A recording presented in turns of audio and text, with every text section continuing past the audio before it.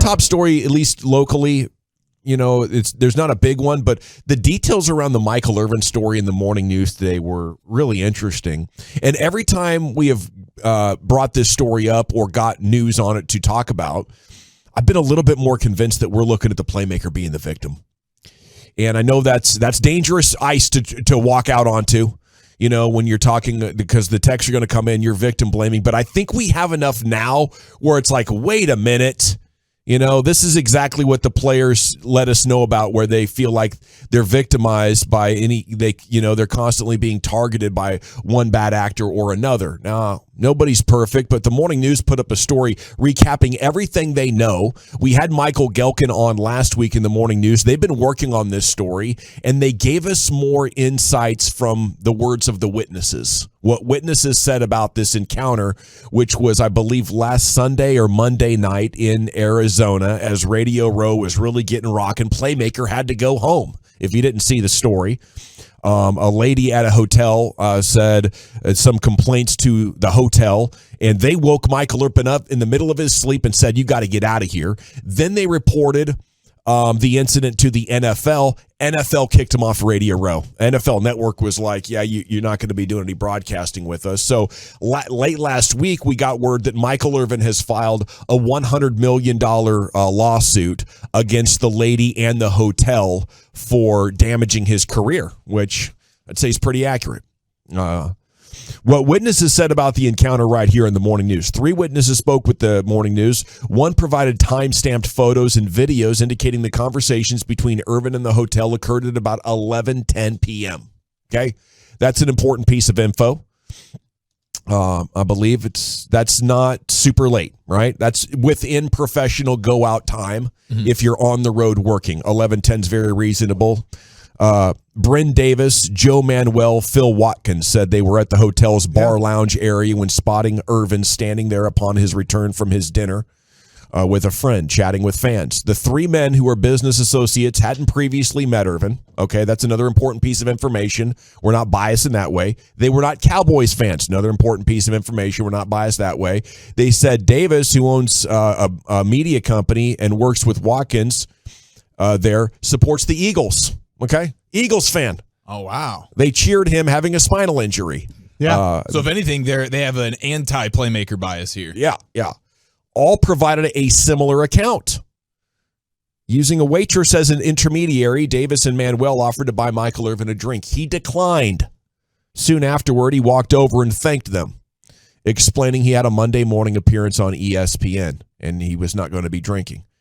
Anymore. Yes, anymore, I guess, yes. The 4 men chatted. Irvin was asked if he'd take a photograph with them, and he said yes, but requested for the picture to be taken outside, which is interesting. I guess a picture inside could give a clue of people that want to come harass you, or, I don't know, you don't want to look like you're at the bar. I don't know. The bar. Yeah, I think it's the bar scene. I think the one thing that pro athletes have learned, and that if you're going to take a picture and you're holding a drink, even water, put it behind you, just set it down, because you don't want that to come back on you sometime, like, oh, look, this guy is kind of a drunk and all that, holding drinks and stuff like that with fans. So he probably didn't want bottles or anything in the background for sure. Okay, according to cell phone timestamps Davis provided, the photos were taken at 11:08. The men returned to the lobby. Davis detailed a female staffer approaching Irvin and striking up a conversation. So this is a female worker at the hotel. He recalled Irvin's hands being on his own shirt. It was very distinct. I remember where his hands were because I remember thinking he was in good shape for an almost 60-year-old guy, and he is. He leaned over, shook her hand, and I'm telling you right now, that conversation was 30 seconds. If it was a minute, I would be shocked. I think 30 seconds, just a normal back and forth. Michael walks toward the elevator. She goes back into the restaurant, and everything is as normal as could possibly be, and that's it. Davis, Manuel, and Watkins said that to them there was no evidence the conversation between Irvin and the staffer was heated or inappropriate. Marriott went to the NFL about the incident. Irvin's lawsuit states a hotel manager contacted the NFL, informed the league Irvin had been accused of improper behavior. The lawsuit accuses the manager, when doing so, of trying to have Irvin canceled. And this week, Marriott banned Irvin from all of its properties, per the document. So a judge has now ordered Marriott to turn over all of the documents, video, and evidence they used to make their decision, and to take the action that they ended up taking. So I don't know. It's again, it's a tough situation, but I feel a little bit more stronger than even I did last week that if you are defending the playmaker in this and are suspicious and feel like he's in the right, I think you have pretty strong grounds to feel that way. What do you guys think about this story right now? Is this a overreaction, a money grab? What's going on? Yeah, I in talking to people when we were on Radio Row that are really close to Michael, I ran into 2 or 3. I knew exactly where to walk to kind of figure this out. I went down to the other end, down there in that TV area, and I was asking questions, and they were like, "Listen, the 2 different people of the 3 I talked to said they felt like that it was a money grab, and that they'd had some conversations with some people that they thought it was a money grab." I'm interested to see what the video leads to, because Marriott was very strong and very adamant about doing what they did. Yeah. And you would not harass a guest. You would not jeopardize, obviously, the NFL Network. That was probably their corporate account. Yeah, probably their hotel for NFL Network.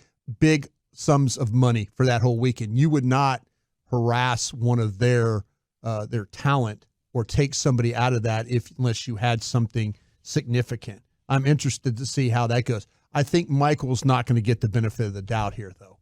I don't think he is, because of past history, of things that have happened to Michael in the past. Well, I mean, in the past, he's been accused of stuff that exactly that did not get proven to be true. Exactly. That's what I'm saying. He is. Everybody seems to go after Michael because, and he'll even admit it, he puts himself in some of these situations when he was a younger guy. Yeah. But to me, Marriott, they better have the T's crossed and the I's dotted on this one. Yeah. Because you're going to face. You're facing this lawsuit from Michael and about his career and stuff. And also you are hurting a big-time client, an NFL client, Marriott-sponsored client. So I'd be very careful here. I think that's a good idea to keep in mind that we've only heard from Michael Irvin's defense pretty much since the incident came out. But, there's a lot going on here. And I do think of the story involving Peter Burns that we had a couple of months ago, where he insulted his broadcast partner's wife on the air.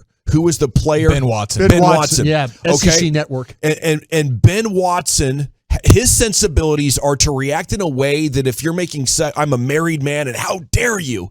And, what if the person involved took this like such a huge offense, right? I'm a married woman and, all this. And it's like, well, there was no crime committed. There was no contact made. This person thinks I'm making a pass at a lady. This lady takes it as, this is a major life event, and this is so indecent that I cannot stay on the same property as this man. I guess I could see that sort of a reaction happening where the lady feels very justified, like you can't invite me up to your room. What do you think I am, a woman of the night? I am a manager here at this establishment. Now you're just like the rest of us. I remember I took a photo of a girl's butt one time at a restaurant, right? But she was my friend. We knew about this. We were all joking the whole time about it. But another waitress see me do this and raised hell. Really? And it had to get to the waitress that I took a photo of for, hey, that's my friend. We kind of knew it, but don't get involved. So sometimes from the outside looking in, you can kind of, blow a situation up. Yeah, different perspectives, different realities. And the next thing you know, it's a way overreaction to somebody. Another person feels justified, and, $100 million lawsuit is in the balance. So either a big settlement or clarity on this shouldn't be too far away, hopefully.